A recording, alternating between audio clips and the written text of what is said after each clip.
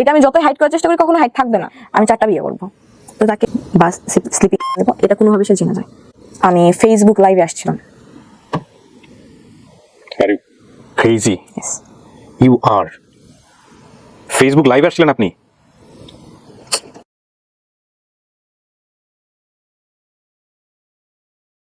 আসসালামু আলাইকুম প্রিয় দর্শক এবং শ্রোতা, আপনারা অনেক ভালো আছেন আশা করছি। অনেক অনেক শুভকামনা, আল্লাহ সবার মঙ্গল করুক সেই প্রত্যাশা জানিয়ে শুরু করব লাইফের একটা এপিসোড। নামটা কি? আসসালামু আলাইকুম, আমার নাম সাম্মাদ রাফিয়া সুলতানা। বয়স কত? 20। আমি আপনাকে নিরুৎসাহিত করছিলাম, কারণ আমাদের সোশ্যাল মিডিয়ার এনভায়রনমেন্টটা হচ্ছে মানুষ অনেক বেশি জাজমেন্টাল। মানুষ গল্পের ভিতরে ঢোকে না, মানুষ আসলে জানতে চায় না বিহাইন্ড দ্য স্টোরি কি, কিন্তু মানুষ খুব মন্তব্য করতে পছন্দ করে, এবং সেই মন্তব্যগুলো বেশিরভাগ সময় খুব কটু মন্তব্য হয়। আপনি জেনে শুনে এসেছেন? আমি সব জানি, আমি অনেক কিছু ভেবে আসছি। So you are mentally ready to go. Yes. শুরু করেন রাফিয়া। আম্মু বলতো যে আমি যখন ছোট ছিলাম, 5-6 বছর ছিলাম, তখন আমি খুব পড়তাম, যখন সময় পাইতাম। আম্মা আমার এরকম করে বলতো, আমার মনে আছে এখনো, যে মা এত পড়ো না, পড়লে তো হচ্ছে পরে সমস্যা হয়ে যাবে। তো আমি আম্মুকে বলতাম না আমি পড়বো। তো আমার আম্মু মূলত প্রাইমারি স্কুলের টিচার। শীতের সকালবেলা মানে পিকনিক হইতেছে, তো আমি শাড়ি পরবো। তো আম্মুকে বলতেছি যে আম্মু আমি শাড়ি পরবো, আমাকে শাড়ি পরাই দেন। আমি ছোট, আমার স্পষ্ট মনে আছে, এখন আমার মনে আছে। তো আম্মু আমাকে শাড়ি পরাই দিল, তারপরে বলতেছে যে সোয়েটার পরো। তো আমি কান্নাকাটি করতেছি, না শাড়ি পরলে সুন্দর লাগতেছে, আমি সোয়েটার কেন পরবো? সোয়েটার পরলে সুন্দর নষ্ট হয়ে যাবে। তো আম্মু আমাকে অনেক জেদ করতেছে, তো আমি রাগ করছি, আমার প্রচন্ড রাগ, আমি ছোটবেলা থেকে খুব জেদি। রাগ করে আমি বারান্দায় গ্রিলে এরকম করে ধরে কাঁদতেছি। তো আম্মু আমাকে ধরতে গেছে, আমি সাথে সাথে মাথা ঘুরে পড়ে যাই। পড়ে যাওয়ার পর 5-6 মিনিট আমি সেন্সলেস হয়ে থাকি। এটা কোন ক্লাসে থাকা? ক্লাস না, আমি তখন প্লে নার্সারিতে কোথাও পড়ি না। মূলত আমার যখন বুদ্ধি বয়স হয়েছে, আমি তখন মনে রাখা শুরু করি। তো আমি অনেক ভয় পাই, মাথায় অনেক পানি ঢালা হয়। কয় ভাই বোন আপনারা? 1 ভাই বোন। আপনি বড় না ছোট? আমি ছোট, আমার বড় ভাই আছে। ওকে। এরকম কন্টিনিউয়াসলি 2-3 বার হয়। এটা কি রাগ করেই সেন্সলেস হয়ে যায়? হ্যাঁ, আমি যখন রাগ হইতাম বা মানে এত বেশি রাগ যে সেন্সলেস হয়ে যায়। শিশু বিশেষজ্ঞকে দেখাইলো, পুরো মাথা স্ক্যান করলো, কোনো অসুখ বা রোগ ধরা পড়ে নাই। তো ওষুধ দিল, কাজ হয় না। তো হয় না, গ্রামের মানুষ বলে যে কবিরাজ দেখাও, এই টাইপের কিছু। তো আমাকে অনেক ট্রাই করছে, রংপুর পীরের কাছে পর্যন্ত নিয়ে গেছে। শীতের রাতে আব্বু আমাকে জড়ায় ধরে ওই খড়ের গাদার মধ্যে আমার এরকম করে নিয়ে রাত থাকতো, 2-3 রাত থাকতো, মানে পীরের সঙ্গে দেখা করানোর জন্য। এত বেশি সিরিয়াল? এত বেশি হয় কি, মূলত ঘুমাইতেছি, ঘুমের মধ্যে আমি চিল্লাই উঠতাম, ভয় পাইতাম, আবুল তাবুল বলতাম। আমি পড়াশোনা কন্টিনিউ করতে পারতাম না, বেশি প্রেশার নিতে পারতাম না। তো আমি স্কুলেও রেগুলার যাইতাম না। বাবা মা প্রেশার দিত না? না, দিত না। যখনই প্রেশার দিত আমি রাগ হইতাম, আবার মাথা পড়ে যাইতাম, এরকম অবস্থা। আমি হাই স্কুলে উঠি, ক্লাস 6, 7, 8, 9। আমাকে অ্যান্ড্রয়েড ফোন কিনছে, তখন স্যামসাং J7 আসছিল বাজারে। আম্মু এটা কিনছিল, আমার মনে আছে 19,500 টাকা দিয়ে কিনছিল। আচ্ছা। তো ওই ফোন, আম্মু তো সারাদিন স্কুলে থাকতো, আমি একটা ফেসবুক অ্যাকাউন্ট, আমি হচ্ছে কোন ক্লাসে থাকতে? ক্লাস 9 এ। ক্লাস 9 এ আমার আশপাশ সব ফ্রেন্ডের ফোন আছে, মানে আপডেট হয়ে গেছে আর কি। তো আমার ফোন ছিল না, আমি আমার ফোন থেকে একটা ফেসবুক অ্যাকাউন্ট ওপেন করি। আমি তো বুঝতাম না, আমার যে ফ্রেন্ড রিকোয়েস্ট দিত আমি অ্যাকসেপ্ট করে নিতাম। তো এক সময় দেখি যে একটা ফ্রেন্ড রিকোয়েস্ট আসছে, আমি অ্যাকসেপ্ট করছি, দেখি সাথে সাথে ইনবক্স যে আমি তোমাকে চিনি, তুমি আমাদের পাশের স্কুলে পড়ো, তুমি এই স্যারের কাছে প্রাইভেট পড়ো। আমার 3 বছরের সিনিয়র ছিল। আপনি তাকে দেখে চিনেছেন? হ্যাঁ হ্যাঁ, চিনছি। মানে ফেসবুকে দেখে চিনে ফেলেছেন? হ্যাঁ, কারণ আমি দেখতাম আশেপাশে এরিয়াতে, আমি গার্লস স্কুলে পড়তাম, সে বয়েজ স্কুলে পড়তো, হচ্ছে স্কুলটার মাঝখানে শুধু একটা রাস্তা ছিল পাশাপাশি। তো হচ্ছে আমি হ্যাঁ, আমিও তোমাকে চিনি, আমি দেখছি। তো আমাকে একদিন বলে যে তোমাকে আমার ভালো লাগছে। তো এরকম করে আমরা একটা রিলেশনশিপে যাই। রিলেশনশিপে কি ধাম করে চলে গেলেন? ধাম করে না, 3-4 মাস পর। 3-4 মাস কি কন্টিনিউয়াসলি কথা হচ্ছে? এর আগে কারোর সঙ্গে কথা হওয়া, কোনো ছেলেকে ভালো লাগা, কারোর প্রতি ফ্যান্টাসি থাকা, ওগুলো কিছু ছিল না? সো ক্লাস 9 এ ফার্স্ট ওকেই ভালো লাগে, এবং সে আপনার প্রতিবেশী ছেলে। হ্যাঁ। তো কিসে পড়তো তখন ইন্টার ফার্স্ট ইয়ারে পড়তো। তো তখন ইন্টার ফার্স্ট ইয়ারে, আপনি তখন ক্লাস 9 9 এ। এ। ওকে। এই যে ফেসবুকে কথা হচ্ছে, এর আগে কি আপনাদের কথা হয়েছে কখনো? কোথাও কোনো রাস্তাঘাটে না, কোথাও? ফেসবুকে। কখনো কোনো প্র্যাকটিক্যাল কথা হয়নি? প্র্যাকটিক্যাল কথা, বাট আমি দেখছি, অনেকবার দেখছি, কারণ আমি সেম স্যারের কাছে প্রাইভেট পড়তাম। ও। 8 মাস পর হুট করে আম্মু একদিন আমার কথা বলা শুনে রাতের বেলা, আমায় ধরছে। ওই দিন বকা দিতে দিতে অবস্থা খারাপ। তো আমি পরে আমার যেমনি হোক তারে কল দেই। কল দেওয়ার পর আমি বলতেছি যে তোমার সাথে হয়তো আমার কথা কন্টিনিউ হবে না, আম্মু জানছে। তো বলতেছে আমি তোমার আম্মুর সাথে দেখা করবো। হ্যাঁ, দেখা করবা মানে কথা নাই বাতা নাই, হুটার দেখা করবা। তো আমার আম্মুর কলিগ ছিল, তার রিলেটিভস। ওকে। এটা আমি আগে থেকে জানতাম, সেও আগে থেকে জানতো। তো পরের দিন সে আমার আম্মু স্কুলে চলে গেল সোজা। হ্যাঁ, সোজা আমার আম্মু স্কুলে চলে গেল। আম্মুকে বিয়ে প্রস্তাব দিচ্ছে যে আমি হচ্ছে আক্ট করে রাখতে চাই, আমি আপনার মেয়েকে ভালোবাসি বা এই টাইপের কিছু। আম্মু তাকে বোঝাই শোনাই, বলছে যে তুমি বাসায় যাও, তোমার আব্বু আম্মুর সাথে কথা বলো। তো সে বাসায় গেছে। বাসায় যাওয়ার পর তার আব্বু আম্মুর সাথে কথা বলছে যে আমি এরকম একটা মেয়েকে পছন্দ করি। বাসায় জানাজানি হওয়ার পর এরকম হয়েছে। তো তার একটা কাজিন ছিল, মেয়ে কাজিন, এরকম আপনার রিলেশন করার ইয়েতে সুইসাইড করছে। অনেক বছর আগে, 3-4 বছর আগে, তখন 3-4 বছর আগে, 2016 সালে 3-4 বছর আগে। তো আব্বু আম্মুর মধ্যে আপনার সঙ্গে ঘটনাটা 2016 সালে, হ্যাঁ, মানে তার 3-4 বছর আগে তার ফ্যামিলিতে এরকম একটা সুইসাইডের ঘটনা আছে। সুইসাইডের ঘটনা আছে। তো আব্বু আম্মুর মধ্যে জিনিসটা ভয় কাজ করে যে আমার ছেলে হচ্ছে আপনার অনেক ভালো স্টুডেন্ট, বুয়েটে পড়ার মতো স্টুডেন্ট ছিল সে, ও হি ওয়াজ ভেরি মেরিটোরিয়াস। খুব ভালো, খুব। ওকে। ওর হাতের লেখা দেখলে মানে খুবই ভালো। দেন যদি রাজি না হয়, এরকম বলতেছিল যে রাজি না হলে যে কোনো কিছু করে নিতে পারে। তো তার আব্বু আম্মা, আমার আব্বু আম্মার সাথে কথা বললাম, বাট ছেলেটা ছিল অসাধারণ সব দিক থেকে। অসাধারণ বলতে স্টুডেন্ট ভালো, ক্যারেক্টার ভালো। আব্বু আম্মুকে অনেক বোঝানো হয়েছে, তার রিলেটিভস যেটা ছিল সে বোঝানো হয়েছে যে ছেলে ভালো, ছেলে ব্রাইট ফিউচার। আমি জানি না 7 দিনের মধ্যে কি এমন হয়ে গেল, আমাদের ছোট করে একটা কাবিন হলো। 7 দিনের মাথায় আমি সেন্সে কাজ করি না আমার আব্বু আম্মুকে কি বোঝানো হয়েছে, তার আব্বু আম্মু কি কথা বলছে, আমার আব্বু আম্মু কি বলছে। কিন্তু আপনার আব্বু আম্মু আপনাকে কি অ্যাপ্রোচ করছে সেটা আমাকে বলুন। আমার কাছ থেকে শুধু বলছে যে তুমি কি ছেলেটাকে পছন্দ করো? আমি অবভিয়াসলি পছন্দ করতাম। সে যখন বাসায় বলছে যে বিয়ে না করলাম, এটা করবো ওটা করবো, আমার মাথার মধ্যে এটা থট ছিল যে আমার জন্য যদি ছেলেটা সুইসাইড করে নাই, তাহলে আমার কিন্তু সারা জীবন একটা বোঝা হচ্ছে নিয়ে চলা লাগবে। টিনেজ বয়স, এটা নিয়ে আমি কোনো জাজমেন্টে যেতে চাচ্ছি না। ক্লাস 9 অনেক কিছুই সম্ভব, বিকজ জাজমেন্টাল স্টেজটা থাকে না বয়সের জায়গাটা থেকে। কিন্তু বাপ মায়ের ভূমিকাটা এখানে খুব গুরুত্বপূর্ণ, নাম্বার 1। নাম্বার 2 হচ্ছে আপনি যে ছেলেটার সম্পর্কে বলছেন, আপনার কথা যদি সত্য হয়ে থাকে, আপনার মতো করেই বলি, সেটা হচ্ছে ছেলেটা কেবল ইন্টারমিডিয়েটে পড়াশোনা করছে। তখন সে ইন্টার সেকেন্ড ইয়ারে উঠছে। সো তাকে কেন এত মেরিটোরিয়াস বলা হচ্ছে? তার এসএসসি রেজাল্ট কি ছিল? গোল্ডেন। সে হচ্ছে আপনার পুরো র্যাঙ্ক বলতে ওই জেলার মধ্যে কি? হ্যাঁ, জেলার মধ্যে। আর কারো আইডেন্টিটি ফ্ল্যাশ হোক আমি এটা চাচ্ছি না, সেভাবে গল্পটা আমি এখানে উপস্থাপন করছি। এইরকম একটা মেরিটোরিয়াস একটা ছেলে, যারা এত সুন্দর একটা ফিউচার আছে, তার তো নিজের একটা রিয়েলাইজেশন থাকা উচিত বা থাকা প্রয়োজন যে সে আলটিমেটলি এখন এরকম কোনো কিছুর মধ্যে জড়িয়ে যাওয়া মানে হচ্ছে তার এডুকেশন ক্যারিয়ার হ্যাম্পার হতে পারে। এই এটা বোঝানোর মতো কোনো লোকজন ছিল না সেই সময়টাতে। আপনার জায়গা থেকে আপনি কিছু জানেন কিনা আমি জিজ্ঞেস করছি। আসলে কিছু জানি না, কোথা থেকে কি হইলো 7 দিন 8 দিনের মাথায় আমি নিজেও জানি না। আপনার ফ্যামিলিতে আর্লি ম্যারেজ ব্যাপারটা আছে? আমি ফার্স্ট। আপনার ভাই তখন বয়স, আপনার বয়সে গ্যাপ। আমার ভাই এগুলো বিষয়ে কিচ্ছু জানতো না। কি বলেন? কিচ্ছু না। আমি সেটা পরে আসতেছি, কিচ্ছু জানতো না। আমার একটা বিয়ে, মেয়ের আক্ত হচ্ছে ভাই জানবে না, তারা তো ফ্যামিলি এটা নিয়ে কোশ্চেন উঠতে পারে। হ্যাঁ। ভাইয়াকে কেন গোপন করা হয়েছিল সেটা? এটা হচ্ছে জানি না কেন গোপন করা হয়েছিল, আব্বু আম্মুর ডিসিশন ছিল এটা। ইউ নো দ্যাট, বাট আপনি বলতে চাচ্ছেন না, আপনি বলতে পারেন আমি না। আসলে জানি না, আপনি আজ পর্যন্ত জানেন না? এখন পর্যন্ত জানি না যে কেন গোপন করা হয়েছে ভাইয়ের কাছ থেকে। এটা কিন্তু একটা বড় মিস্ট্রি হয়ে যাচ্ছে, এবং মিস্ট্রি জায়গা থেকে অনেক ধরনের কোশ্চেন রেজ হবে বিষয়টা। তো ফ্যাক্ট হচ্ছে এটাই যে আপনার ভাইয়ের বয়স কত ছিল ওই সময়টাতে? ভাইয়া তখন কি করছে ওই সময়টা তুমি? Honours second year.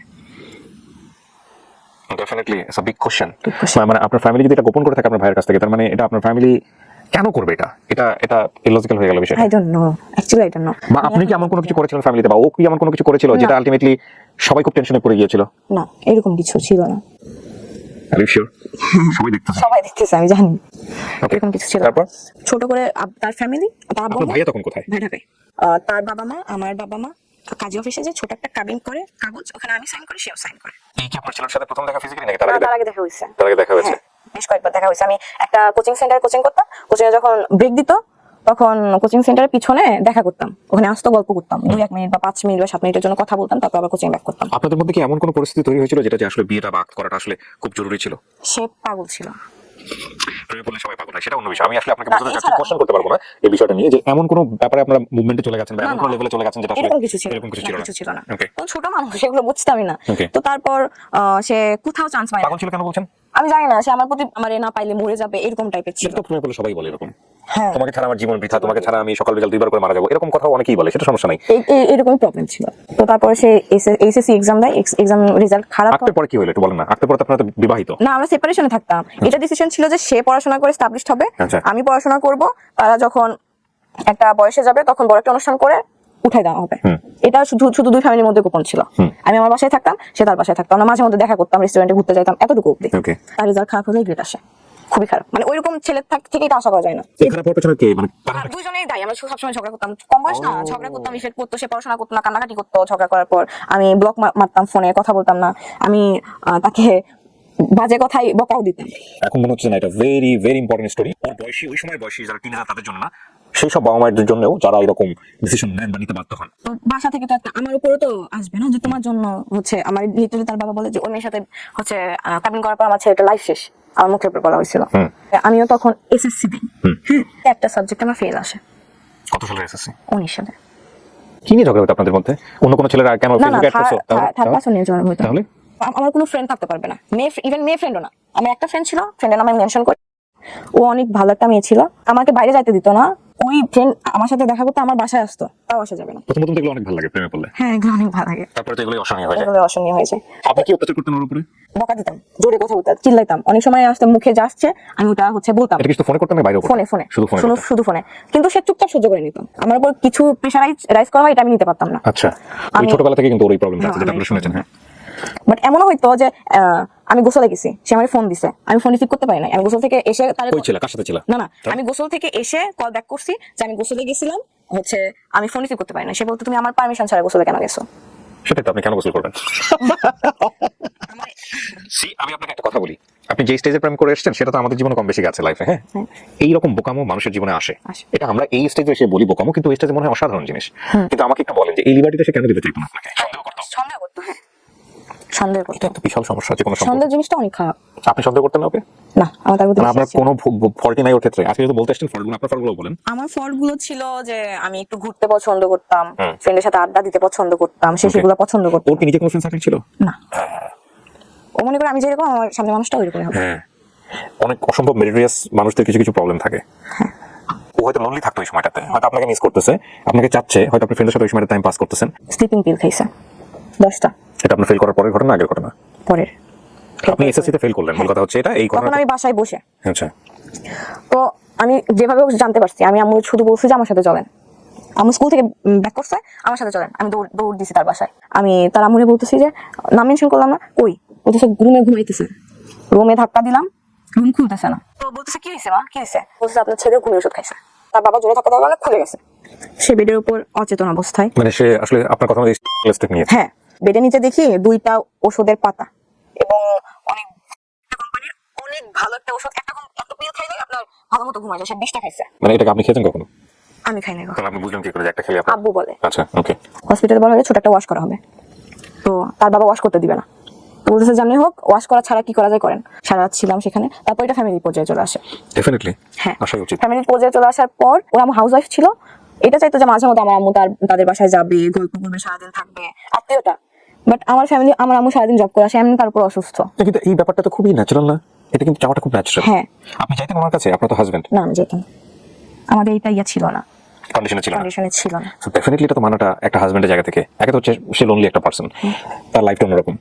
আমি আপনাকে দোষ দিচ্ছি না, এখানে কিন্তু আমি পুরো সিচুয়েশনটাকে ব্যাখ্যা করার চেষ্টা করছি। 8 মাসের টিনেজ বয়সের সম্পর্ক আপনার, এক অর্থ ওরও টিনেজ বয়সের সম্পর্ক, এবং বিয়ে করার পর একটা ছেলে তার ওয়াইফ হিসেবে অটোমেটিক্যালি রাইট চলে আসে। এটা কন্ডিশন, যদি এত কন্ডিশন, এইসব কন্ডিশন দিয়ে বিয়ে হয় না, প্রথম কথা হচ্ছে এটা। তারপরও করলেন, এবং সে নিশ্চয়ই চাইতো আপনাকে যে তুমি আমার সঙ্গে পার্সোনাল টাইম পাস করো। যখন ফ্যামিলি পর্যায়ে যায়, মাঝে মধ্যে যখন সে থেকে তখন আমি তার বাসায় যে 2-1 দিন থাকবো, সে আমার বাসায় এসে 2-1 দিন থাকবে। এরকম হয়েছে 2-3 দিন গেছি। যাওয়ার পর আমাদের ঝগড়াটা জোরালো ভাবে লাগছে। এবার একটা ছেলেকে নিয়ে লাগছে। আপনাকে নিয়ে? হ্যাঁ, পাশের গ্রামে একটা ছেলে ছিল। ওই ছেলে আমার নামে অনেক কথা বলতো যে হ্যাঁ এই মেয়ের সাথে আমি প্রেম করি, বিয়ে করার পরও প্রেম করি, আমার সাথে কথা বলে। যখন তারে বলা হয় প্রমাণ দেখা, সে প্রমাণ দেখায় না। তো ও ওর ফ্রেন্ডদের মাধ্যমে শুনছে যে তোর বউ এই ছেলের সাথে কথা বলে, ছেলে এগুলা বলে বেড়ায়। তো ওইটা নিয়ে লাগছে। তার এগুলা প্যারা জিনিসটা আমি নিতে পারতাম না। আস্তে আস্তে ওর এগুলো ব্যবহারে তার প্রতি আমার মন উঠে গেছিল। তারা প্রস্তাব দেয় আমার আব্বু আম্মুকে যে সে অলরেডি অনার্স সেকেন্ড ইয়ারে পড়ে, আমি তখন এসএসসি আবার দিব। প্রস্তাব করে আমার আব্বু আম্মুকে যে এগুলো ঝগড়া ততক্ষণ অব্দি না থামবে, ততক্ষণ অব্দি তারা এক জায়গায় হবে। মানে বিষয়টা হচ্ছে ওদের দুজনকে একসাথে রাখো, ঝগড়া শেষ হয়ে যাবে। ছোট একটা অনুষ্ঠান করে তাদেরকে উঠাই নেওয়া হোক। কিন্তু কন্ডিশন হইতেছে একটা, আমরা আমাদের ছেলের বউকে পড়াশোনা করাবো না। এটা ওনারাই বলেছে। হ্যাঁ, আমাদের ছেলে বউকে দিয়ে আমরা তো জব করাবো না, যে তার পড়াশোনা করা লাগবে। ছেলে মেয়েকে এবিসিডি পড়াতে পারবে এনাফ। তো এটা আমার গায়ে, আমার আব্বু আম্মুর গায়ে অনেক লাগে। দুজনেই টিচার, কেন পড়াশোনা করাবে না?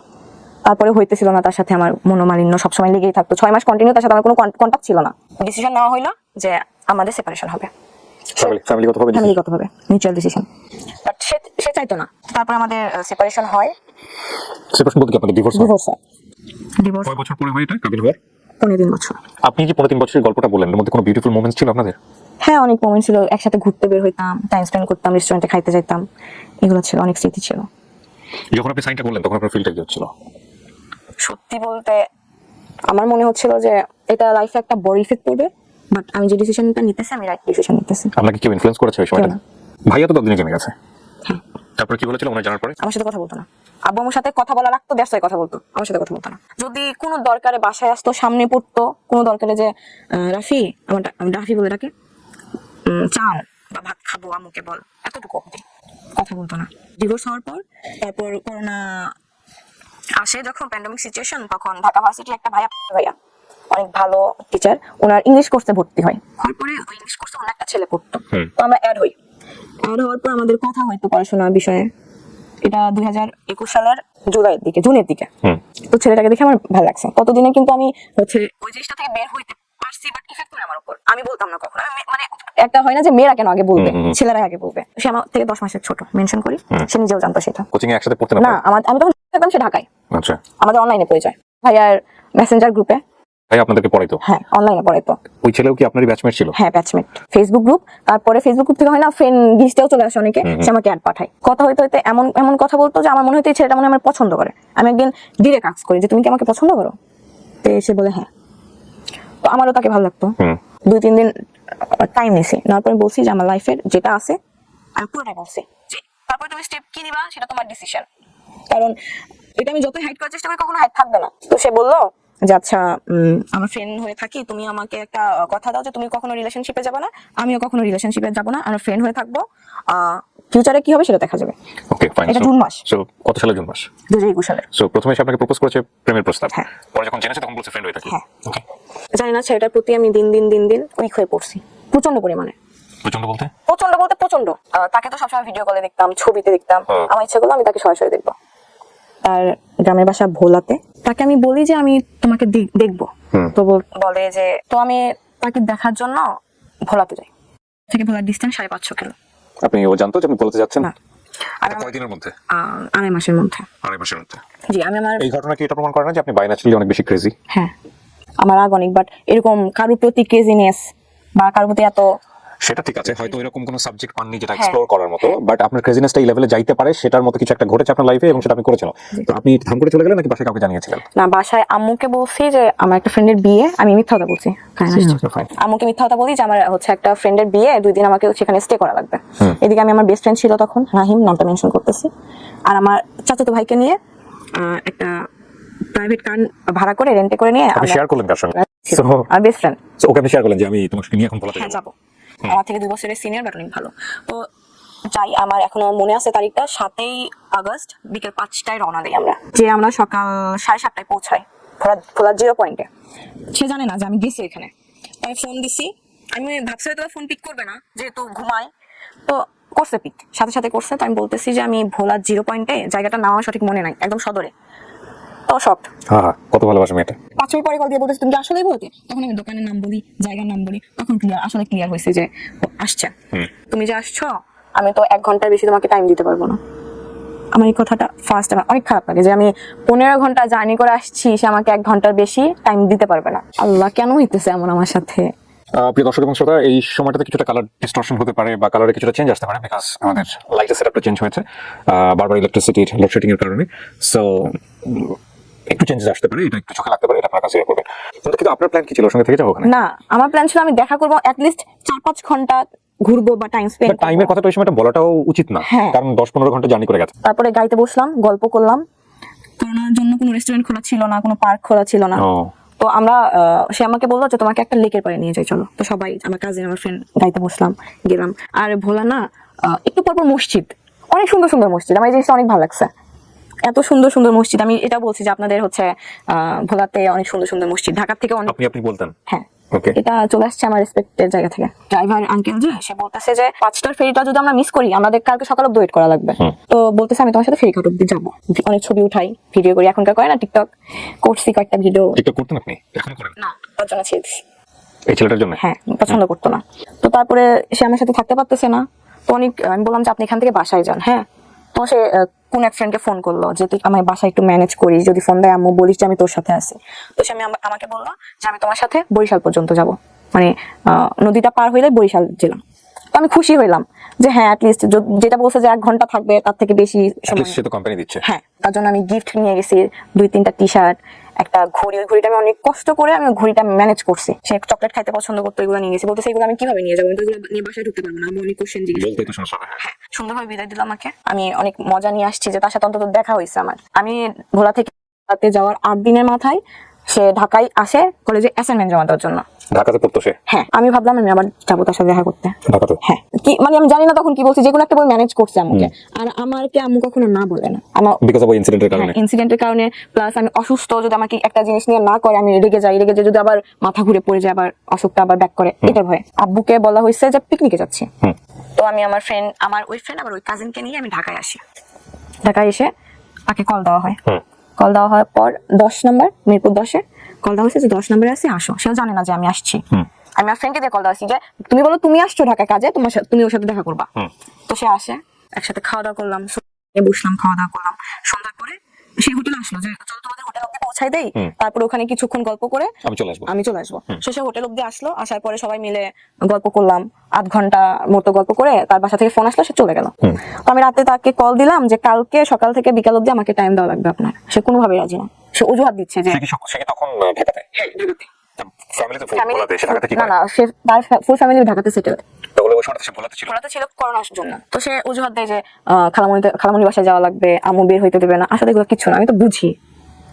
আমি বাসায় ম্যানেজ করে ঢাকা অব্দি আসতে পারছি, তুমি আমার জন্য সকাল থেকে বিকেল অব্দি টাইম বের করতে পারবা না, তাও ঢাকাতে। মানে কি আপনাকে পছন্দ করতো না? পছন্দ করতো, বাট আমি জানি না কেন চাচ্ছিল না। কিন্তু আমার ইনসিডেন্ট আছে, এই জন্য আমার থেকে একটু দূরে দূরে থাকতো। ও ফাইন, ইনভলভটাও ওভাবে চাচ্ছিল না। যেটাকে ধরি মাছ না ছুঁই পানি, এটাই। হ্যাঁ হ্যাঁ, এক্স্যাক্টলি। সে প্রচন্ড চালাক। সে বলতেছে বিকালে বের হবো, বিকালে 1-1.5 ঘন্টা তোমার সাথে লাভ রোডের দিকে যাবো, ওখানে কোথাও বসে গল্প করে। লাভ রোড কোথায় এটা? মিরপুর 2-এ। আমি বললাম না, সকালবেলা আমি সকাল থেকে বিকাল অব্দি আপনার সাথে থাকবো, কারণ আমি আসছি আপনার সাথে টাইম স্পেন্ড করার জন্য, আপনি আমাকে 2-3 ঘন্টা কেন দিবেন।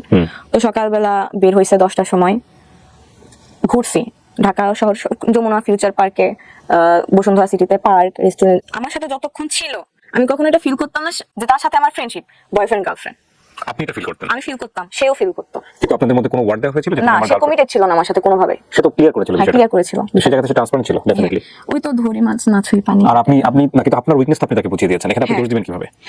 আপনি যখন তাকে আপনার উইকনেসটা বুঝিয়ে দিচ্ছেন, সে কি ডেফিনেটলি আপনাকে বাধা দিয়েছিল যে না ঠিক আছে তুমি তোমার সীমানাটা মেইনটেইন করো, এর চেয়ে বেশি আমারে বলতো যে হচ্ছে তোমার ক্রেজিনেসটা বেশি হয়ে যাচ্ছে, এটা একটু কন্ট্রোল করো, এটা সবসময় বলতো আমাকে। সে সব দিকে মেইনটেইন করে চলতে, বললাম না যে আপনাকে ছাড়তেও চাইতো না, আবার ধরতেও চাইতো না, বিয়েও করার ব্যাপার স্যাপার আসতোই না, বাট আপনি তার প্রতি উইক ছিলেন, সেটা আপনি মোটামুটি সবভাবে বুঝিয়ে দিয়েছেন। হ্যাঁ, সবভাবে। সে আমাকে সন্ধ্যার সময় হোটেলে নামায় দিয়ে বাসায় চলে গেল। তো আমি বললাম যে আমি আপনার সাথে কিছু অব্দি যাই। সে আমাকে বলে নাই যে তার বাসা মিরপুর, বলছে 10 এলাকায়। বাসা কোথায় আপনি বলে নাই আমাকে, কি করছে মিরপুর। বলেন না, বুঝতে পারছেন তো? তো সে হচ্ছে আমাকে মিরপুর 2-এ শপিং সেন্টার আছে, ওই অব্দি হেঁটে নিয়ে গেল। হেঁটে নিয়ে বলতেছে আমার বাসা এইদিকে, তুমি হচ্ছে কিছু কেনাকাটা থাকলে শপিং এ করো, আমি বাসায় যাই। রাতে 10টার বাস করবো, ব্যাক করলাম। যখন গাড়িতে উঠি আমাকে বলে যে তোমাকে আমি বিয়ে করতে পারবো না, এটা ক্লিয়ার থাকো, তোমার সাথে আমার কিছু পসিবল না। বিয়ের কথা হচ্ছিল আপনাদের মধ্যে? আপনি অফার করেছিলেন এরকম কোনো কিছু? না, সে নিজের থেকে বলে তোমার সাথে আমার কোনো ফিউচার নাই, because of you have a incident. এটা সে আপনি যখন গাড়িতে ওঠেন তখন বলে? হ্যাঁ, সে আগবাড়ায় কেন বলতেছিল এই কথাগুলো? আমি জানি না। আপনি কি তার কাছ থেকে চাচ্ছিলেন বিষয়গুলো? না, আমি কিছু না, এগুলো বিষয়ে কোনো কথা হয় নাই যে, অথবা আপনার অ্যাটিটিউড দেখে সে শঙ্কার মধ্যে ছিল? হ্যাঁ, শঙ্কার মধ্যে ছিল যে ভবিষ্যতে প্রবলেম হতে পারে আমার জন্য, যে কারণে সে বারবার আপনাকে ক্লিয়ার করতেছিল। তো ওই দিন আমি এসি গাড়ি তো প্রচন্ড কান্না করতেছিলাম, ফুপাই কান্না করতেছিলাম। গাড়ি ম্যানেজার আসছে, এসে বলতেছে, আমার ফ্রেন্ড আমার পাশে বসেছিল, যে স্যার কিছু হয়েছে, প্রবলেম। তো আমার মুখ চেপে ধরছে, আমি কান্না করতেছিলাম কন্টিনিউয়াসলি, বলতেছে না একটু ফ্যামিলি প্রবলেম, ওর মিথ্যা কথা বলা, আমি একটু অসুস্থ। আমি সারা রাস্তা কান্না করছি, 5 ঘন্টা 6 ঘন্টা ছিলাম, কান্না করছি। সকালবেলা আমি বাসায় গেছি, যে আমার নিজের চেহারা আয়না দেখে আমি নিজে ভয় পাইছি, চোখ এরকম আলুর মতো হয়ে গেছিল। তারপর 2 দিন আমাকে সে ব্লক লিস্টে রাখে, ফেসবুকে ব্লক করে দেয়। কেন ব্লক করে দেয়? আপনি কি করতেছিলেন? ওগুলা বলে সে আমার সাথে রাগারাগি করে, ঠিক আছে বিয়ে করতে পারবেন না, আমি আছি আপনার জন্য। বলতেছে তুমি থাকবা কেন, তুমি তোমার লাইফ বুঝাবা। সে না থাকুক আমার লাইফে, বাট আমি কি করবো সেটাতে হস্তক্ষেপ করতেছে। তো এগুলা নিয়ে সে রেগে গেছে, রেগে যাওয়ার পরে তো আমাকে ব্লক করছে, ফোন নাম্বার। বেসিক্যালি ছেলেটা ভয় পেয়ে গেছে। হ্যাঁ, ফোন নাম্বার, ওর ক্রেজিনেস দেখে ভয় পেয়ে গেছে। ও চলে আসতেছে ভোলাতে, আবার চলে আসতেছে ঢাকাতে, ফ্রেন্ড নিয়ে হোটেলে থেকে ওর সাথে মিট করতেছে। So it is extreme craziness, মানে ওর জন্য। ইন্টারমিডিয়েটে পড়া, সেকেন্ড ইয়ারে পড়া একটা ছেলে। হ্যাঁ। তো তারপর সে আমাকে 2 দিন ব্লক করে, 2 দিন পর ব্লক খুলে। তখন আগস্ট 12-13 তারিখের দিকে। কত সাল? 2021। ভালো চলতেছিল, কথাবার্তা হচ্ছিল, সুন্দর কথাবার্তা হচ্ছিল, একটা রিলেশনশিপ যেভাবে বিল্ড হয় সব ঠিক আছে। আমাদের কথাবার্তা বুঝে কেউ বুঝবে না যে আমরা ফ্রেন্ড, জাস্ট ফ্রেন্ড, এটা কেউ বুঝবে না। আমরা রিলেশনশিপের মতো কন্টিনিউ করতেছিলাম, বাট একটা ছিল না। তো আমার স্পষ্ট মনে আছে যে 12ই সেপ্টেম্বর আমাদের স্কুল কলেজ সব খুলে দেয় করোনার পর। সে আমাকে ওই দিন রাতে 1:30টার সময় বলতেছে তুমি কি আমার সাথে রিলেশনশিপে যাইতে চাও? আমি অবভিয়াসলি চাই। তো বলবো আচ্ছা আজকে থেকে আমরা রিলেশনশিপে। ওকে, সে সেটা বলে? হ্যাঁ। ওকে, কেন বলে হুট করে এরকম কথা? আমি নিজেও জানি না। তার তখন যখন যেটা মনে হয় সেটাই করে। আমি তো নাক বলতে পারি না, আমি সাই দেই। আমি জিজ্ঞেস করি না হুট করে আপনার কেন মনে হইলো রিলেশনশিপ আসতে যাচ্ছে, হ্যাঁ যেটা পাও ওইটা নিয়ে হ্যাপি থাকো। সেপ্টেম্বর, অক্টোবর, নভেম্বর, ডিসেম্বরে ঝগড়া হইতো ছোট ছোট বিষয় নিয়ে। আমি একদিন আম্মুর সাথে কথা বলতেছিলাম রাত 1টার সময়, আমি পড়তেছিলাম তখন, কারণ তার সাথে আমার তো সম্পর্ক ভালো যাচ্ছে, সবকিছু ঠিক যাচ্ছে, আমি পড়াশোনায় ফোকাস করতেছিলাম, যেহেতু ডিসেম্বর এক্সাম, এইচএসসি এক্সাম। তো আমি লাইট জ্বালায় পড়তেছিলাম, আম্মু আসছে যে কি করতেছি দেখতে। তো রাত 1টার সময় আমার কাছে একটা নাম্বার থেকে কল আসে। তো কলটা রিসিভ করি, আম্মু আম্মু বলতেছে যে কল রিসিভ করিস না, এত রাতে কে কল দিছে। বাট আমার মনে হয়েছে যদি কেউ বিপদে পড়ে বা কোনো ইমার্জেন্সি হয়, তো আমি কলটা পিক করলাম। একটা মেয়ের কণ্ঠ বলতেছে, আপনি রাফিয়া না? হ্যাঁ। আপনি কল দেন কেন? আমি দেখি কলেজে থাকি, আপনি কল দেন, হচ্ছে ও কল কেটে দেয়, তারপর আপনি ওকে ডিস্টার্ব করেন, সমস্যা কি আপনার? আমি শকড। এবং আপনি কে? রাত 1টার সময়? হ্যাঁ। আমি বলতেছি আপনি কে? বলতেছে ওর সাথে 3 মাস যাবত আমার রিলেশন। আমি তো যা শকড। বলতে রিলেশন মানে ও তো আমার সাথে রিলেশনে আছে। বলতেছে হ্যাঁ আমি জানি ও তোমার সাথে রিলেশনে আছে, এটা জানি। তুমি এরপর থেকে নেক্সট টাইম থেকে তুমি ওর কল দিবা না, টেক্সট করবা না, যদি দেখি ফার্দার তোমার খবর আছে। আমি বলছি আমি 100 বার দেবো, কি করবে তুমি করো। সে কেটে দিয়েছে ওই পাশ থেকে ফোন। তারপর আমি কন্টিনিউয়াসলি তাকে কল দিয়ে যাই। মানে আপনার তখন বয়ফ্রেন্ড? হ্যাঁ। সে কলটা পিক করে না। আর মাথা ঘুরতেছে, লিটারালি মনে হইতেছে যে দুনিয়াটা ঘুরতেছে আমার, এরকম এক্সপেক্ট করি নাই কখনো। তো ফোন ধরার পর আমি বললাম যে এরকম একটা এই নাম্বার থেকে কল দিছিল লাস্টে, এত আপনি কি চিনেন? বলতেছে হ্যাঁ চিনি।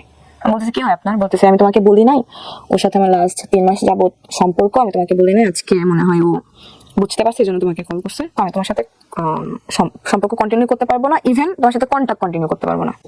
হুট করে? সব কিছু ঠিক যাচ্ছে।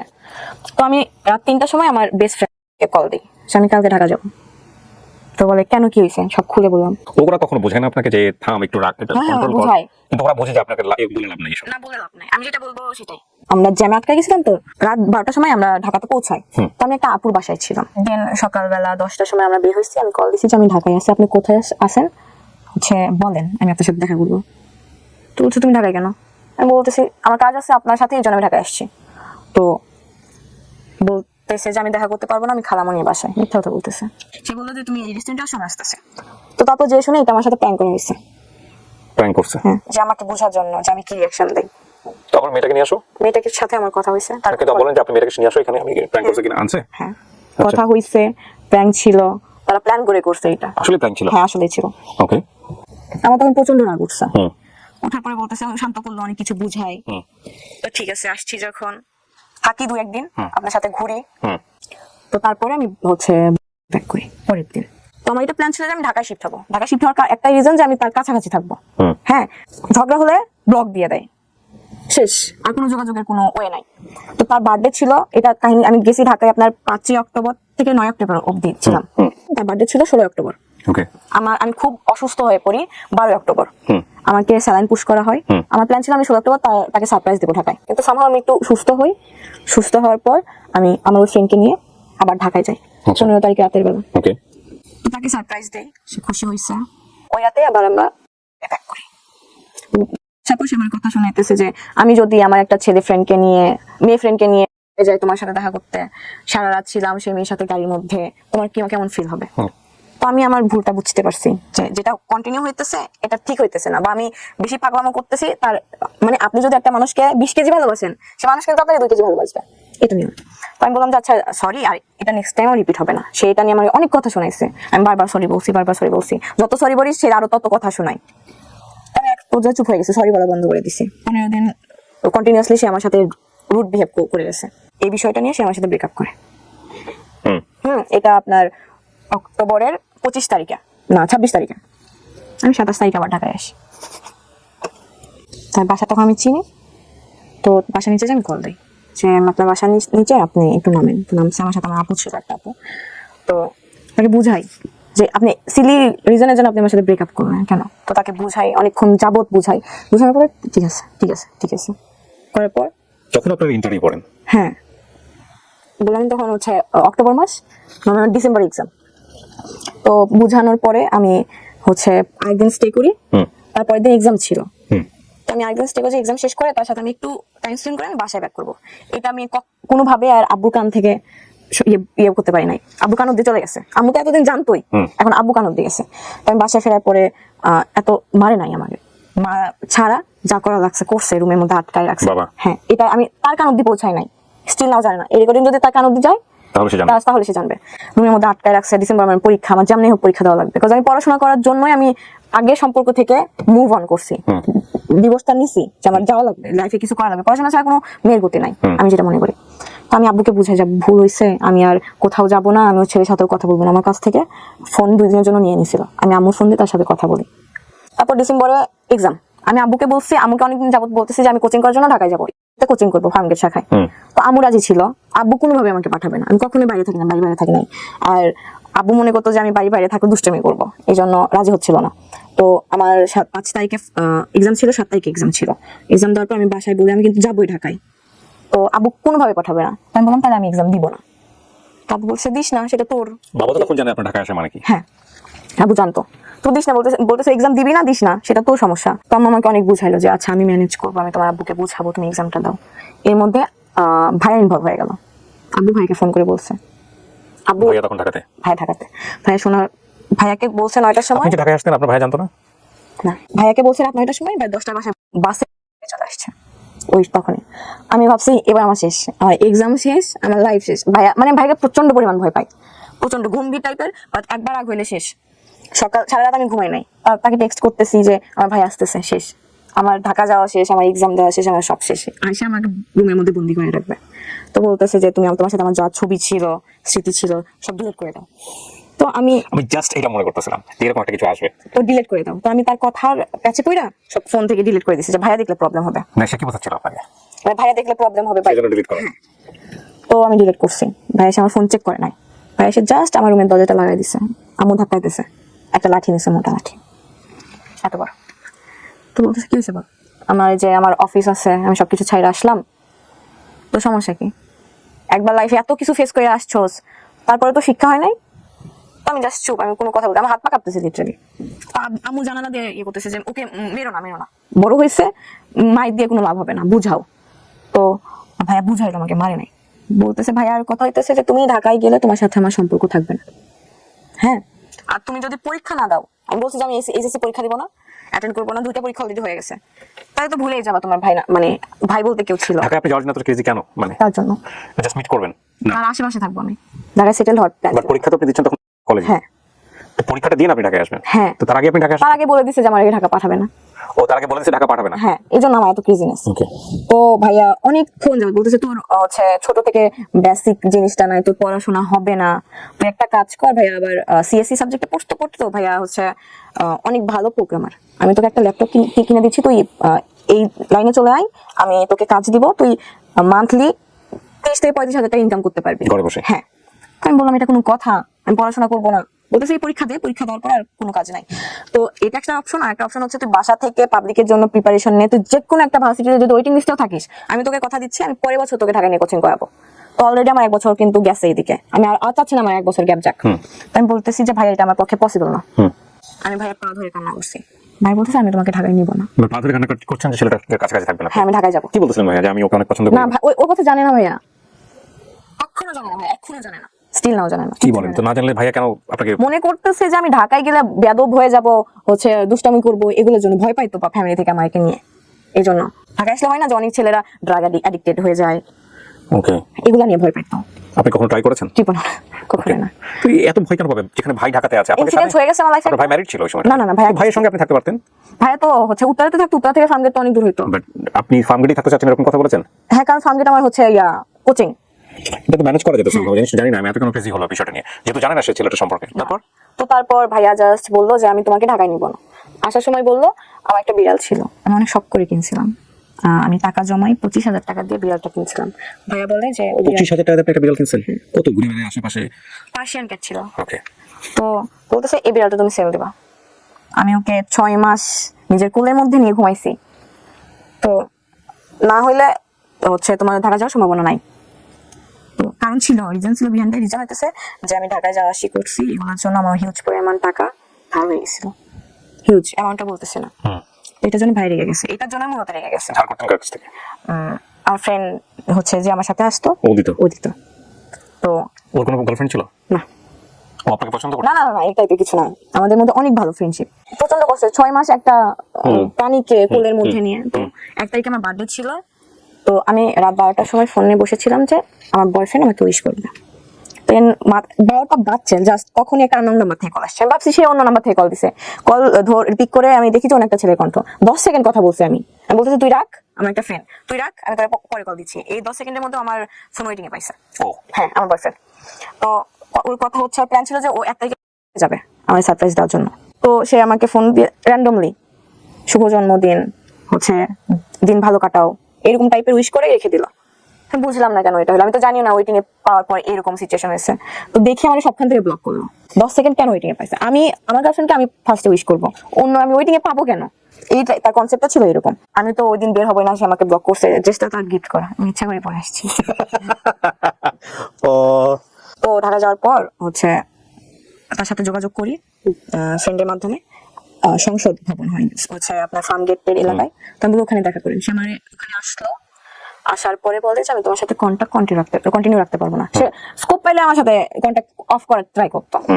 তো ওখানে আমি কান্না করে দিছি, মারাত্মক লেভেলের কান্না।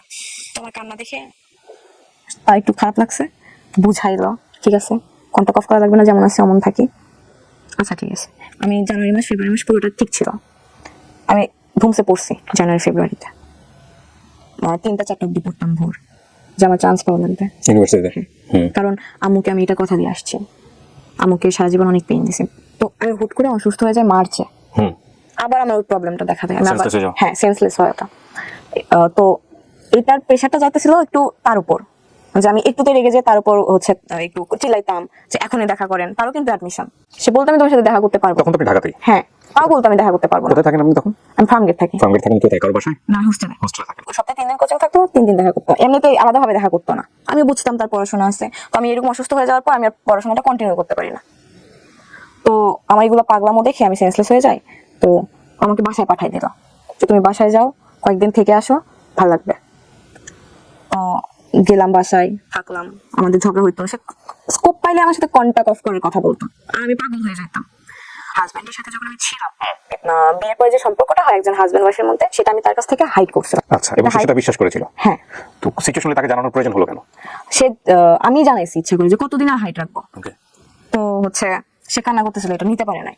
তো বলতেছে আমি এটা সহ্য করতে পারতেছি না, আমি তোমার সাথে সম্পর্ক রাখবো না। ওকে, মানে সে বিয়ে মানতে পারে কিন্তু ওই ধরনের সম্পর্ক ওই ধরনের সম্পর্ক মানতে পারতেছে না। হুম। তো সে খুব বাজে ভাবে ভেঙে গেছিল ভাইয়া, খুব বাজে ভাবে। আমি তার চোখের দিকে তাকাতে পারতেছিলাম, চোখের এর কোনো পানি আসতো, শুধু পানি পড়তো না, চোখের পানি আটকা যাইতো।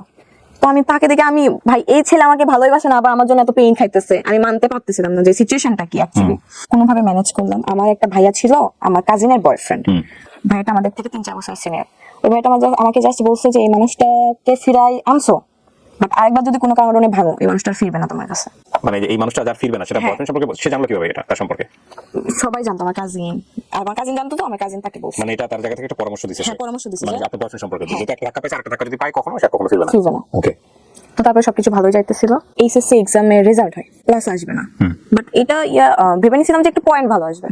তো আনফরচুনেটলি আমার পয়েন্ট একটু খারাপ আসে। তো আমি ভাবছি সে আমার সাথে দেখা করতে হবে। আমাকে একটা জিনিস একটু বলেন তো, আপনার লাইফে যদি দুটো সম্পর্ক না থাকতো, আপনার এসএসসি এবং ইন্টার রেজাল্ট কিরকম হতো? তারপর কন্টিনিউ করেন। তো আমার এগুলো খেয়াল করবেন সবাই আপনারা। হ্যাঁ, তো আমার 4.42 আসে, আর ই প্লাস আসে। সে আমাকে বলে নাই একটা ই প্লাস আসে যে আমি কষ্ট পাবো যে আমার আসে নাই।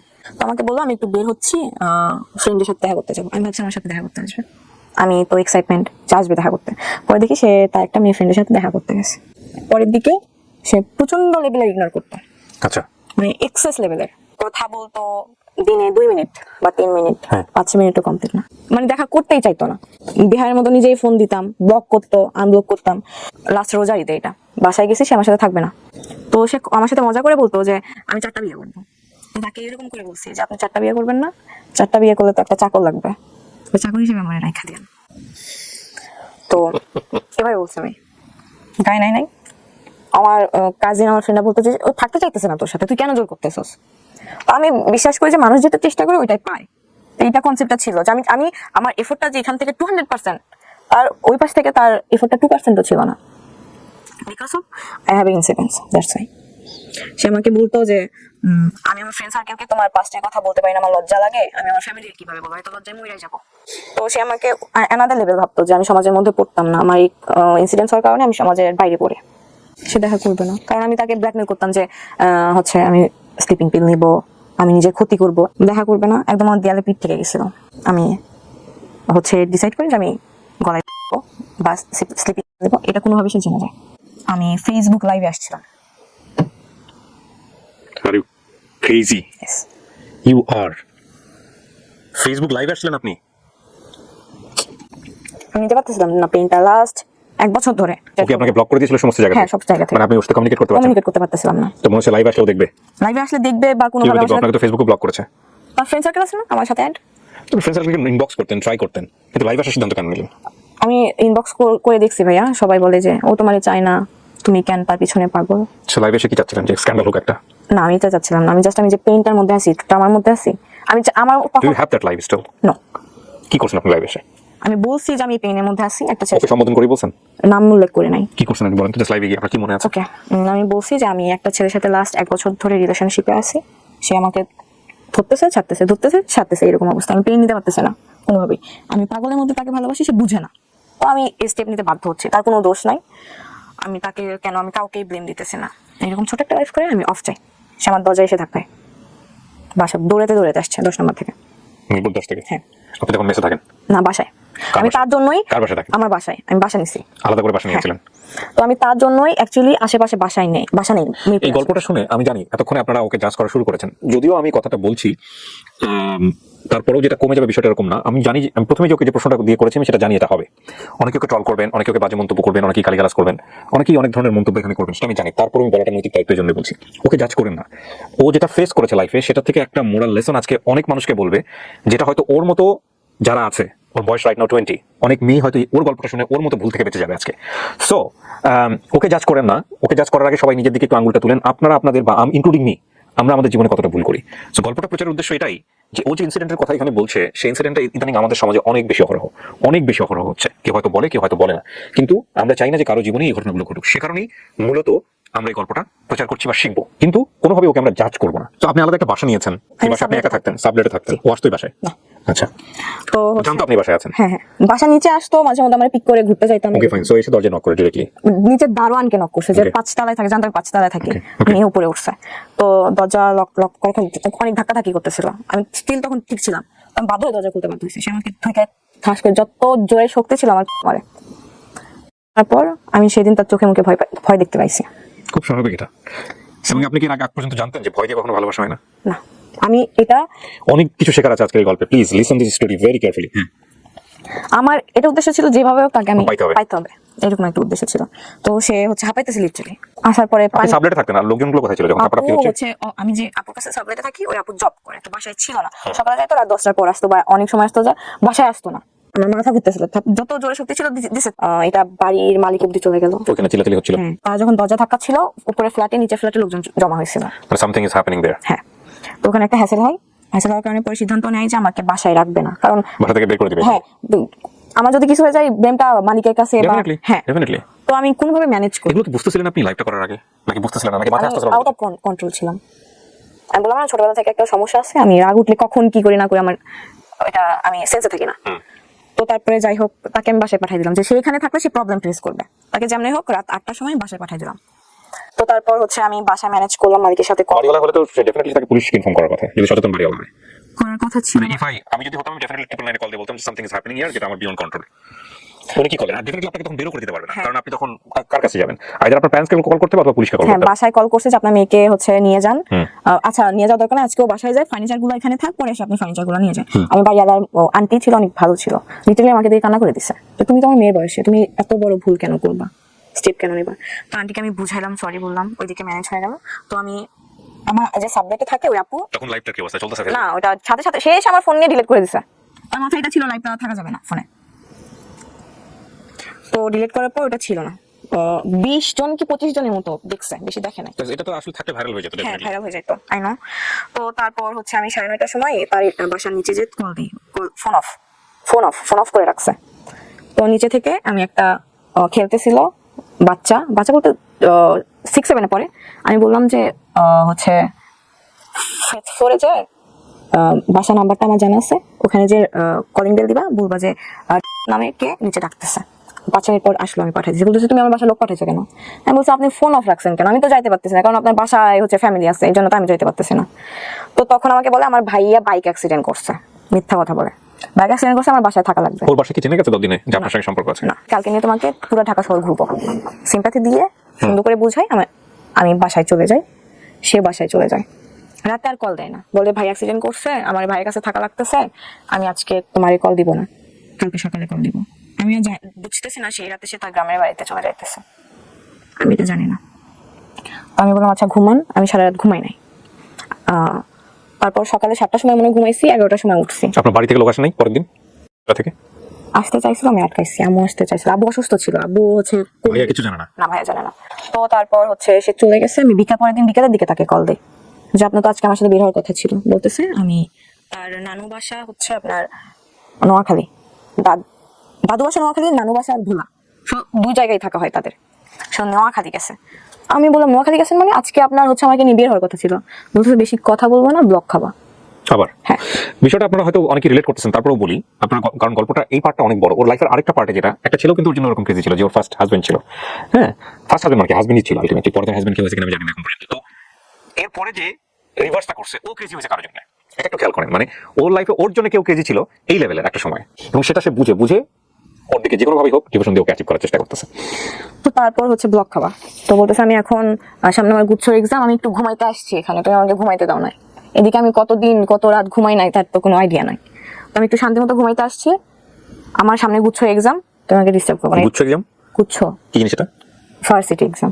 গুচ্ছ বলতে এখানে 24টা ভার্সিটি আছে। ও ওকে, এটা আমরা সাধারণত পরিচিত না, রিসেন্টলি বলা হয়েছে। হ্যাঁ, এটা বলে সে আমার ব্লক করে দিল সব জায়গা থেকে। আমি 8 ঘন্টার মধ্যে এত ব্লক করতে কারণ আপনি খুব পোক করতে থাকে, জান কি করতেছো, জান কোন জায়গায়, জান এটা, জান এটা বাথরুমে কিনা। কখনোই না, আমি ব্লক কেন করতে পারবো? কখনো তার থেকে কৈফিয়ত চাই নাই।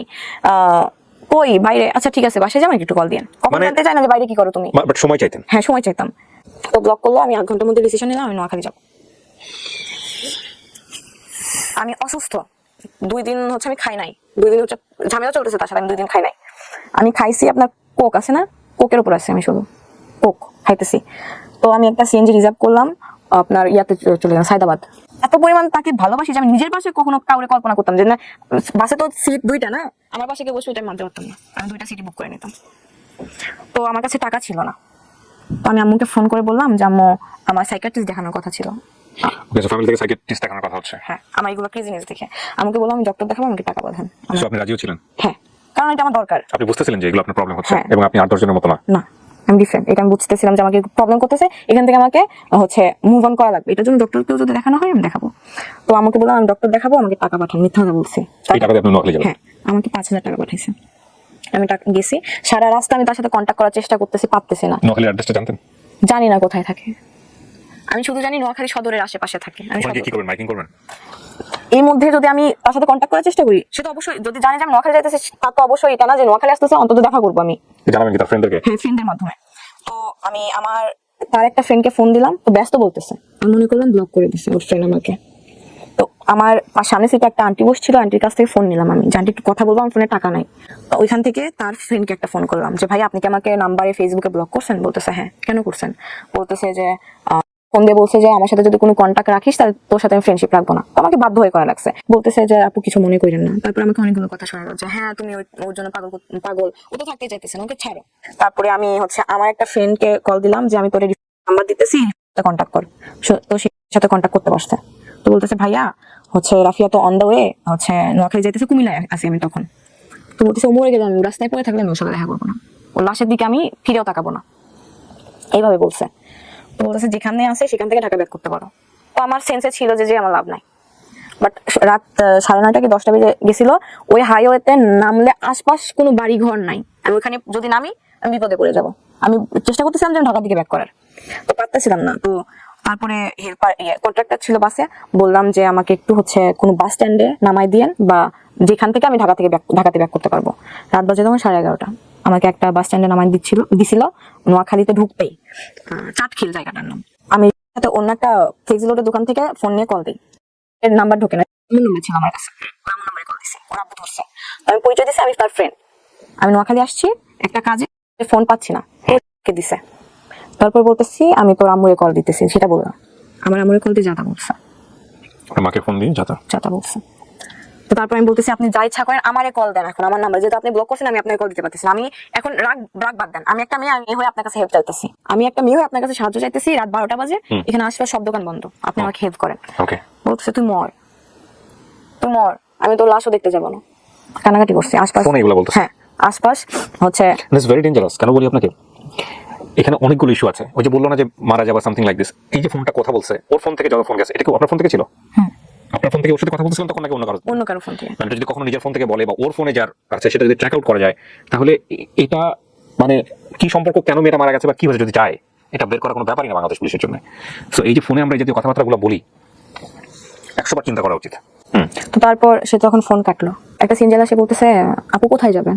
তো আমি বলতেছি ভাইয়া আশেপাশে কি কোনো আবাসিক হোটেল আছে বা হচ্ছে 5 স্টার বা 4 স্টার হোটেল আছে, আমি একটু থাকবো, আমি কাজে আসছিলাম, আমি ফেসে গেছি এখানে। তো সিনজেলাটা বয়স্ক ছিল, আঙ্কেল টাইপের, প্রায় 10 কিলো আমাকে নিয়ে গেছে, কোনো আলো নাই, অন্ধকার, ইচ্ছা করলে কিন্তু আমার ক্ষতি করতে পারতো। আমি দেখে দোয়া পড়তেছি যেন মানে কোনো বিপদে না পড়ি। সে আমাকে একটা হোটেলের নিচে নামাই দিল, চাইনিজ হোটেল ছিল মনে হয়।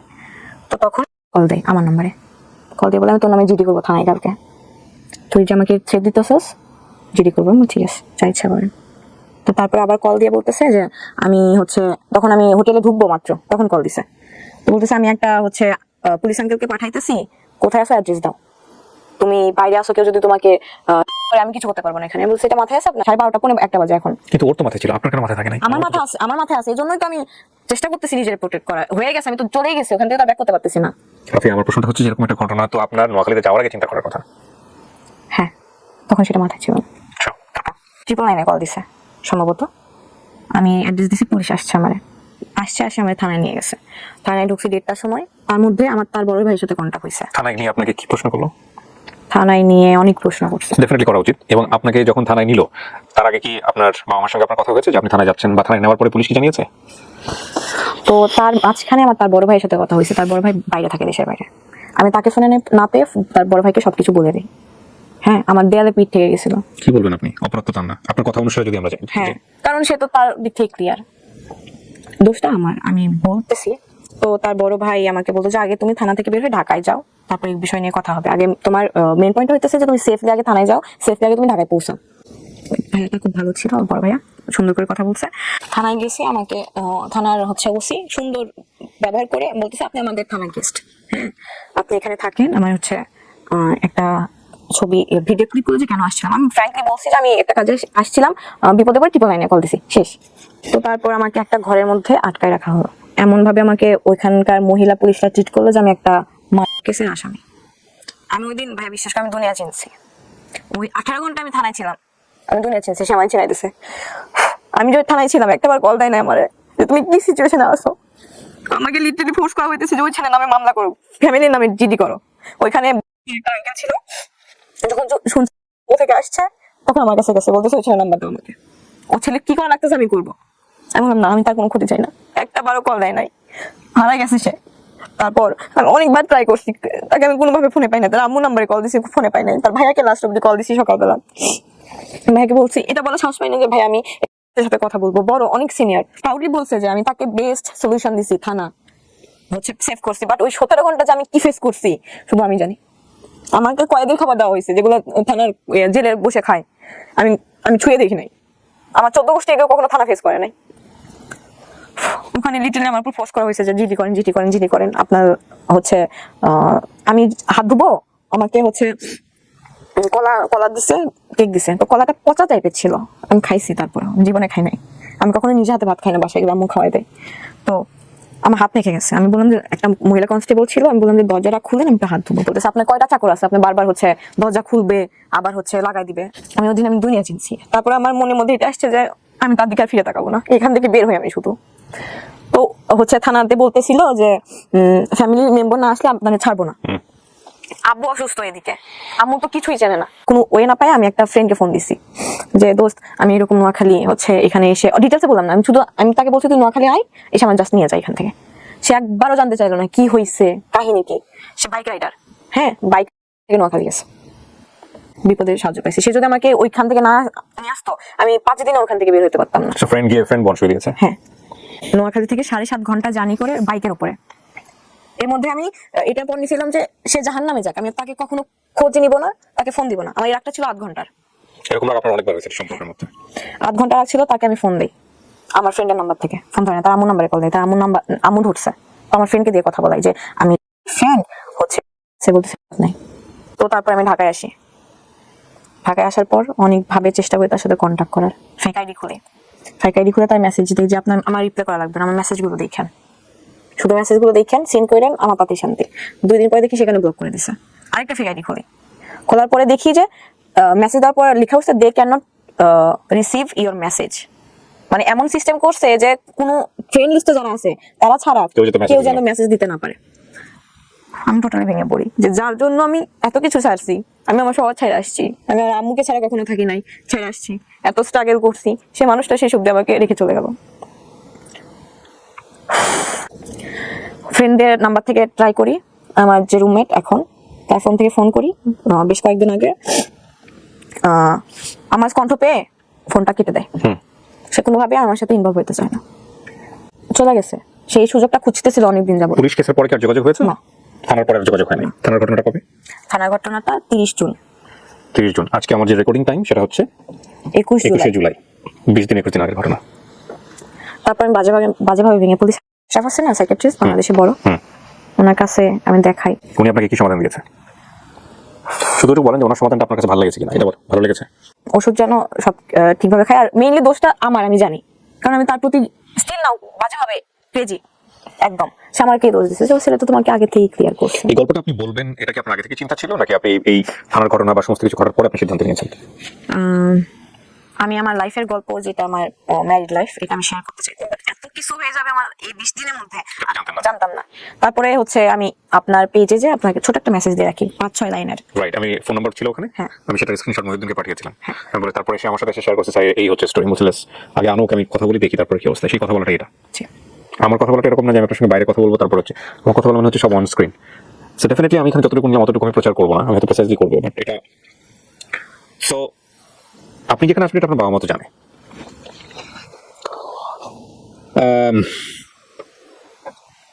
খুব কমন প্রশ্ন, কেন বললেন গল্পটা? নিজেকে সান্ত্বনা দেওয়ার জন্য, মোট কথা এটা যে আমি বলে আমি শান্তি পাইছি, এটাই আমার অনেক।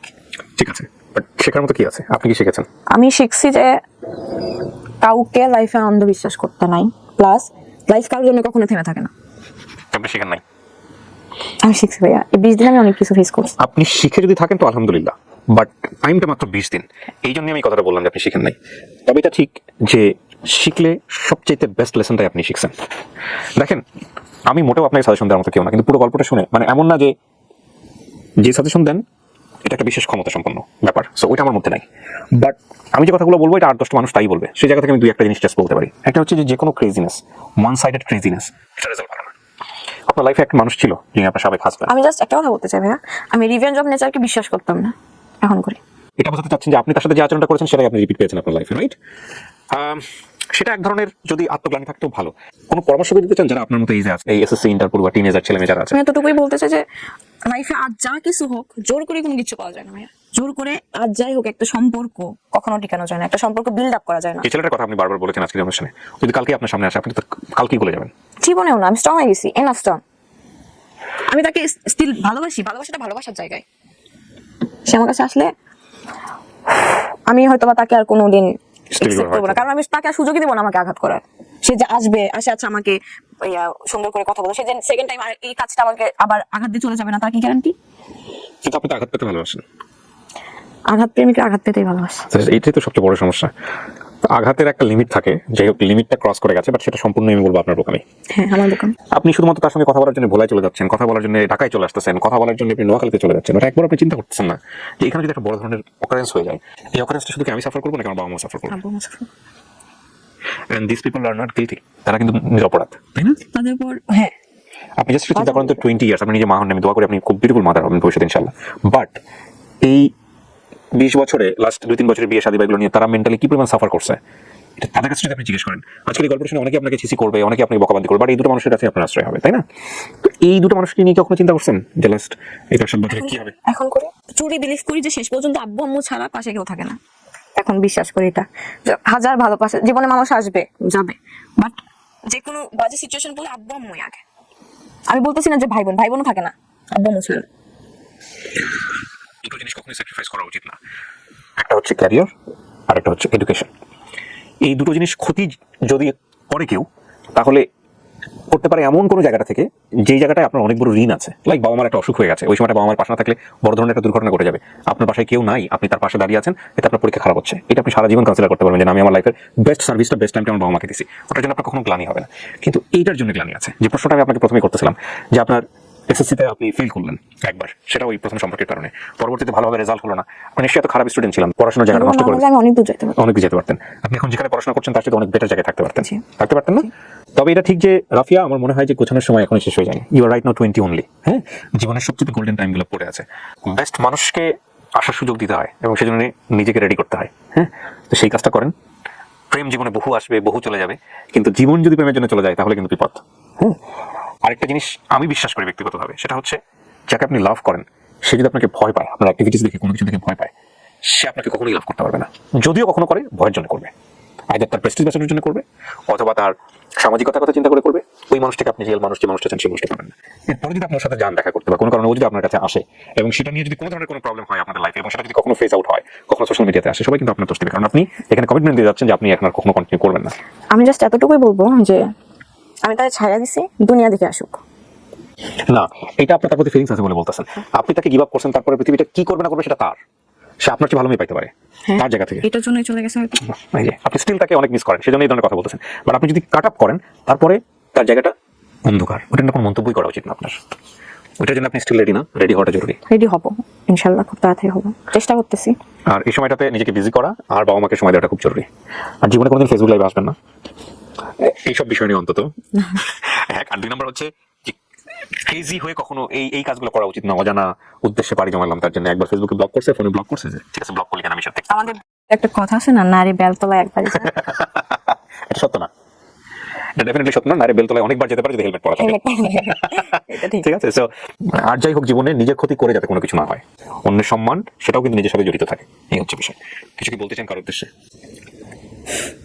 তার উদ্দেশ্যে বলতে চাই যে যদি আমি জানতাম আপনি তার উদ্দেশ্যে বলবেন। যদি তার অবধি ভিডিওটা চাই, আমি তাকে খারাপ প্রমাণ করার জন্য এখানে আসিনি, আমি শুধু যেটা এক্সপিরিয়েন্স হয়েছে আমার। এখানে কি ওখানে ডেফিনেটলি ও কিংবা আপনার এক্স হাজবেন্ড কেউই খারাপ প্রমাণিত হবে না, ভিডিও রিপ্রেজেন্টেশনের জায়গা নাই।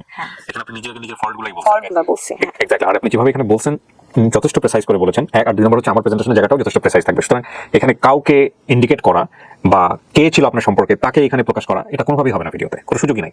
কিন্তু এই ভিডিও রেস ধরে যদি এসে কেউ বলে যে আমি সেই ব্যক্তি, সেটা তার ব্যক্তিগত বিষয়। সেটা তার ব্যক্তিগত। কিংবা এই ভিডিও রেস ধরে যদি আপনি আপনার আইডিতে গিয়ে বলেন যে যাকে নিয়ে আমি গল্প বলছিলাম সে হচ্ছে এই লোক, সেটা আপনার ব্যক্তিগত বিষয়, এবং সেটার জন্য যদি কোনো ভুল হয়ে থাকে সেটার দায় আপনি নেবেন। কিন্তু আমাদের এন্টিটিতে আমরা কখনোই কাউকে ইন্ডিকেট করে করি না। আর দ্বিতীয় কথা হচ্ছে যে আপনি যাদেরকে নিয়ে গল্প বলেছেন সেখানে আপনি কাউকেই দোষ দেননি, সেখানে আপনি নিজেকেই দোষ দিয়েছেন। সুতরাং সেই সুযোগটা নাই।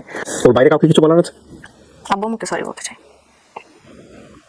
ভাইয়া ভাইয়া প্রচুর ভালোবাসি ভাইয়াকে, ভয় পাই, ভালোবাসি যতটা তার থেকে বেশি ভয় পাই। আজকে 6 বছর ভাই আমার সাথে কথা বলে না, 6 বছর ভাই আমার সাথে কথা বলে না, খুব পেন হয়। ঢাকায় আসছি 7 মাস ধরে আসি, আমি একদিনও দেখা করে নাই, ভুল করে একবার কল দেয় না আমার, জানি আমার তো। হ্যাঁ, ঈদে গেছি, কোরবানি ঈদে বাসায় গেছি, একবার আমার দিকে তাকাও দেখে নাই।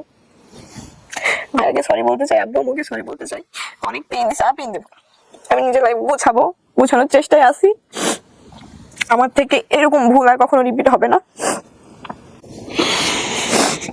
দর্শক এবং শ্রোতা, এই গল্পটা শেষ হোক এখানে।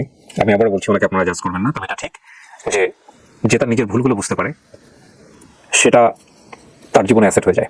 ও 20 বছরের জীবনে যে অভিজ্ঞতার মধ্যে দিয়ে গেছে, সেইটাকে যদি সে রিয়েলাইজ করে সামনের জীবনটাকে সুন্দর করার চেষ্টা করে, তাহলে ডেফিনেটলি ওর জীবনটা সুন্দর হবে, এটা হচ্ছে বিষয়। আর একই সাথে ও আজকে এসে ও যাদেরকে সতর্ক করে গেল, বিশেষ করে এই যে যেসব ছেলেমেয়েরা অধিক বেশি ইমোশনাল হয়ে জীবনে সব ডিসিশন নিয়ে লেখাপড়া খারাপ করে ফেলে, ক্যারিয়ারটা খারাপ করে ফেলে, তাদের জন্য আজকের এই গল্পটাতে অনেক শিক্ষণীয় বিষয় আছে। থ্যাংক ইউ রাফিয়া, দোয়া করি আমরা, এবং আপনি যেই সাহসটা নিয়ে, যেই সৎ পুনর্বাসনা নিয়ে এখানে এসেছেন, ভবিষ্যতে জীবনটা সুন্দর করবেন, সেটার জন্য অফুরন্ত শুভকামনা থাকছে। ধন্যবাদ ভাইয়া। শেষ করছি আজকের মতো। আসসালামু আলাইকুম।